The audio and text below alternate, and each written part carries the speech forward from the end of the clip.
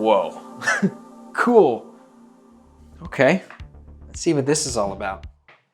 Hey boys and girls, Mr. Elijah here, and I love games with choices.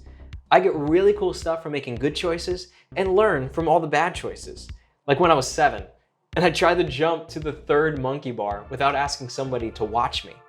Now, I've never done it before, so not asking for help was a bad choice. Well, I just thought that I could do it in one big jump, and that was a big mistake. But there I was at the top of the ladder, and I didn't grab onto the first monkey bar. I just tried to go for it. So I jumped, reached my hands as high as they could go, and before I knew it, I fell. And where did I fall? I fell right on my back, right on the ground, and all of my air got knocked right out of me. And I couldn't call for help when I actually needed it. Thankfully, my older brother, he saw how it all went down and helped me out. And I learned that I should have reached out for the first bar and asked for help the first time.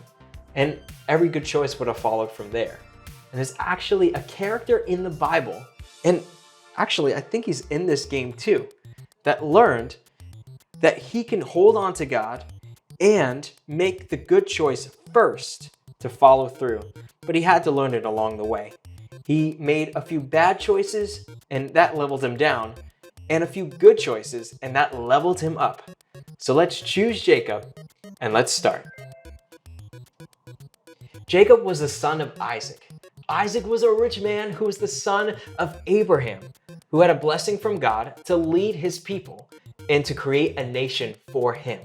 Now, Jacob was in line to get all of Isaac's stuff and to receive the same blessing from Abraham to be in a long list of names going all the way to Jesus. But there was one thing standing in Jacob's way from receiving all of it. That was his twin brother Esau, who was born just a few seconds before him. So close. This meant that Esau had a birthright to everything that was Isaac's and the blessing that was Abraham's. Okay, we're not starting off the best way, but I'm sure if we make the right and good choices, things can turn out to our good. So let's press start and begin our first stage. There came a day that Esau was so hungry and exhausted from working outside. Question, have you ever been so hungry that you would do anything for food? I mean, you would walk a whole mile or even eat the veggies that you don't like to eat anyways? Thankfully, Jacob was cooking a stew. And here comes our choice.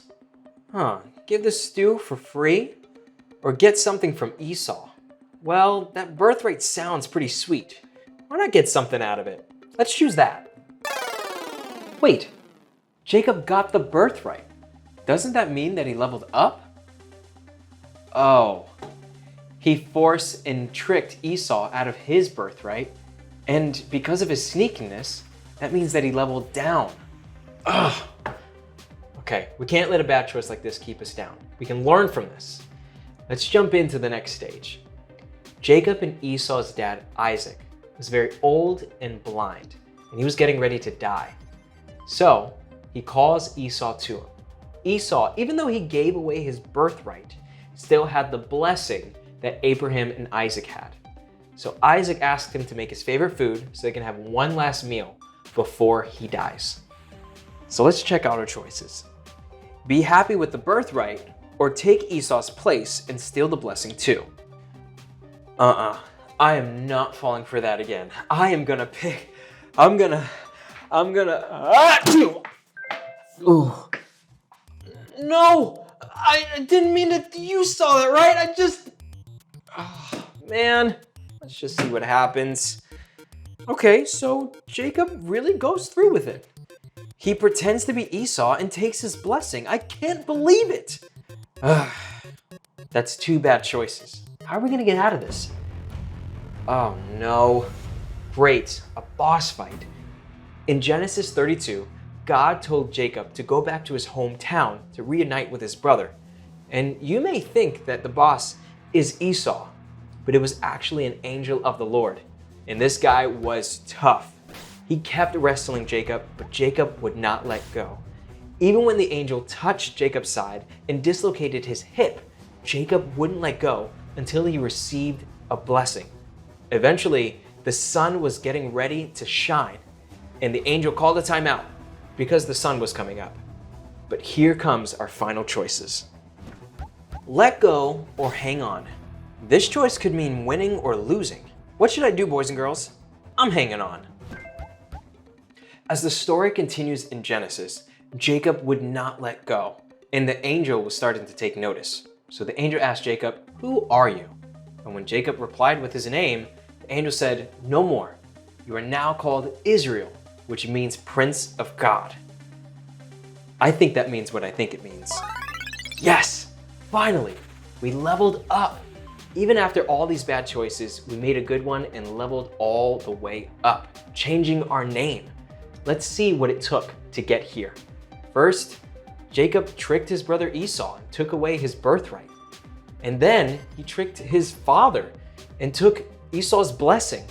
But last, he hung on to God, the thing he was supposed to do in the first place. And in that way, he had a whole new name and a whole new promise. Psalm 37:23-24 says, "The Lord directs the steps of the godly. He delights in every detail of their lives. Though they stumble, they will never fall, for the Lord holds them by the hand." I'm thankful that God is with us even when we take the long way with our choices. What we take from Jacob's story is that the greatest of choices start when we hold on to God first. Oh, sweet.